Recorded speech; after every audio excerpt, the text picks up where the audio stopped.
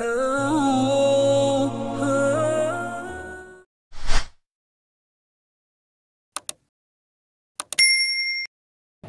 beda agama itu ada yang haram, ada yang halal. Pernikahan beda agama yang haram itu apa?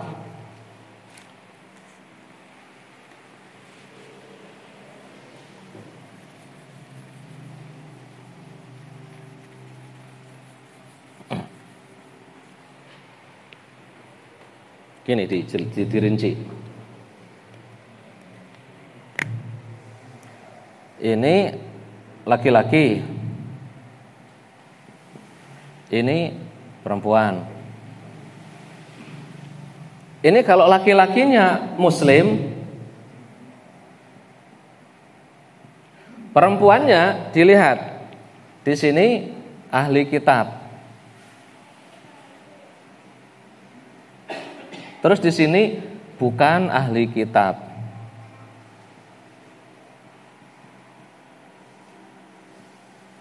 Kalau laki-laki muslim menikah dengan perempuan ahli kitab itu siapa? Yahudi atau Nasrani, maka status pernikahan mereka adalah boleh. Boleh. Paham? Tapi kalau muslim ini laki-laki ya, ini laki-lakinya, ini perempuannya, ini perempuan. Nah, kalau laki-laki muslim menikah dengan yang bukan ahli kitab, bukan Yahudi, bukan Nasrani, maka status pernikahannya haram. Paham ya? Halo? Saya ulangi. Saya ulangi. Ini laki-laki muslim menikah dengan perempuan, tentunya enggak nikah dengan laki-laki. Ya.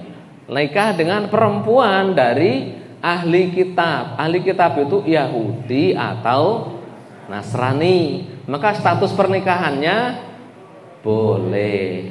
Paham? Nikahnya cara Islam, nikahnya enggak cara Nasrani, enggak cara Yahudi. Nikahnya cara yang menikahkan penghulu. Itu boleh. Kemudian kalau ini ada laki-laki muslim menikah dengan selain ahli kitab, selain Yahudi, selain Nasrani, contohnya Buddha, Hindu, apalagi Konghucu, ada semua agama-agama selain Yahudi Nasrani, perempuannya, maka status pernikahannya haram bil ijma, dengan ijma. Sampai sini paham? Paham ya? Nah sekarang ini laki-lakinya non muslim.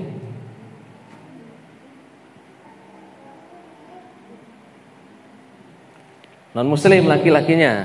Nah, perempuannya muslim.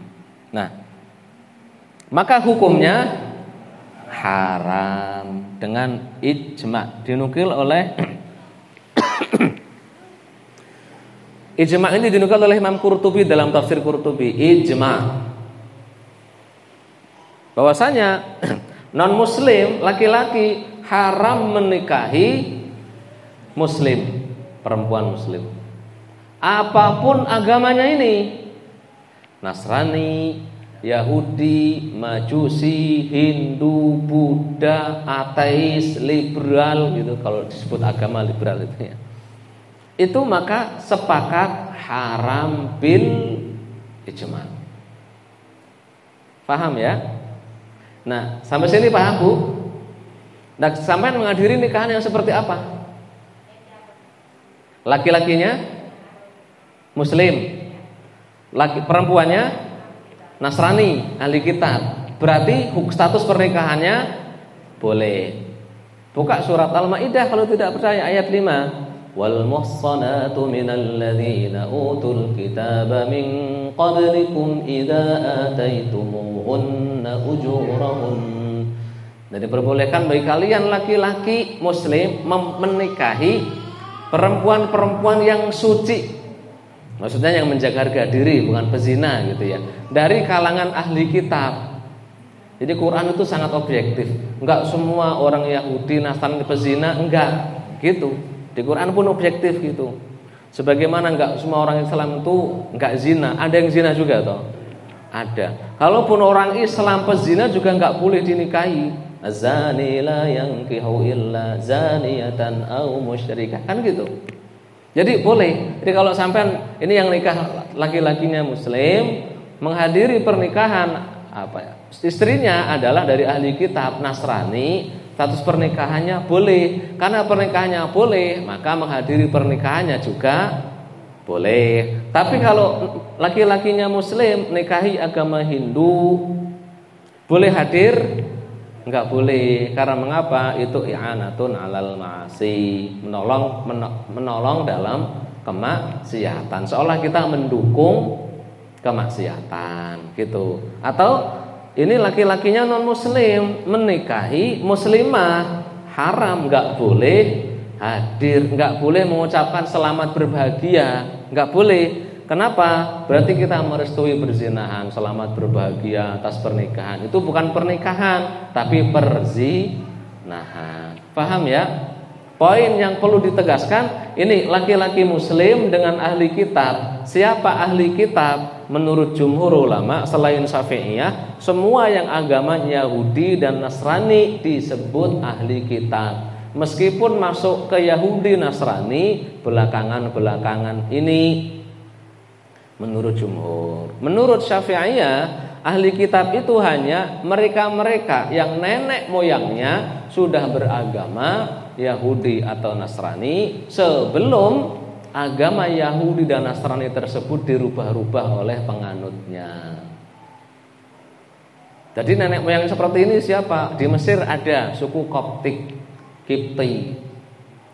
Koptik. Di Lebanon ada, di Suriah itu ada, dari zaman Bahlak mereka memang sudah Nasrani. Atau orang-orang Eropa, dari orang Palestina di Eropa sono gitu, ada dari zaman Bahlak sudah Yahudi dan Nasrani gitu. Karena inilah menurut Syafi'iyah orang-orang Kristen di Indonesia bukan ahli kitab.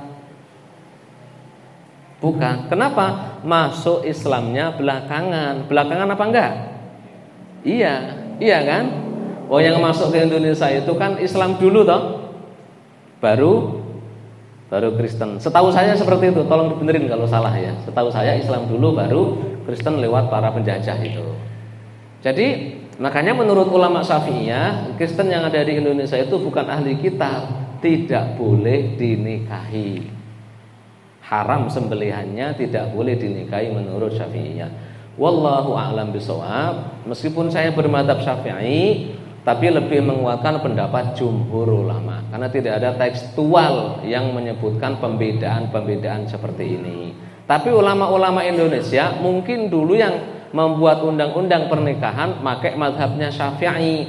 Karenanya setahu saya undang-undang pernikahan di Indonesia melarang nikah beda agama. Itu setahu saya. Dato antum kalau tahunya beda dikabari saya. Manusia salah tahu itu lumrah ya. Setahu saya nikah beda agama dilarang oleh undang-undang. Bahkan antara laki-laki muslim dengan ahli kitab itu dilarang karena beda agama. Mungkin karena mengadopsi pendapat ulama Syafi'iyah. Gitu Bu ya. Wallahu a'lam bishawab. Cuma kalau mau difatwakan, saya lebih cocok pendapat yang di Indonesia. Terutama untuk Indonesia aja, bukan untuk Arab. Karena kan fatwa itu bukan hanya tahu hukum tapi tahu kondisi. Karena di Indonesia ini kalau laki-lakinya Islam nikah dengan Nasrani atau Yahudi diperbolehkan itu kata para ulama bukan tanpa misi. Ada misi. Misinya apa? Ngajak istrinya ini siapa tahu, nggak boleh dipaksa, nggak boleh. Boleh maksa hal mandi aja. Kalau setelah haid disuruh mandi dipaksa mandi gitu, kan wajib mandi kan gitu. Nah, tapi kalau memaksa agama nggak boleh. Jadi siapa tahu dengan interaksi kita yang baik dia tertarik masuk. Itu tujuannya. Tapi realitanya kebanyakan, bukan semua, kebanyakan yang nikah beda agama di Indonesia, laki-laki muslim, perempuannya non muslim, punya anak malah anaknya dibebasin, terserah mau ikut Islam atau ikut. Itu berarti laki-lakinya sholihah itu. Ya. Iya, itu bukan qawwam, bukan pemimpin, itu suami sholihah. Ya namanya anak, seluruh ulama sepakat. Kalau seperti itu kasusnya, bapaknya muslim, ibunya non muslim, anak ini otomatis harus ikut bapaknya. Nggak boleh disuruh bebas. Bapak goblok gitu, masa anaknya disuruh masuk neraka, kan gitu. Ya bapaknya ya harus ngajak dia masuk ke surga. Gitu Bu ya. Paham soal yang lain ya? Ya, semoga ini perinciannya. Nggak akan jauh-jauh dari sini ya. Wallahu a'lam.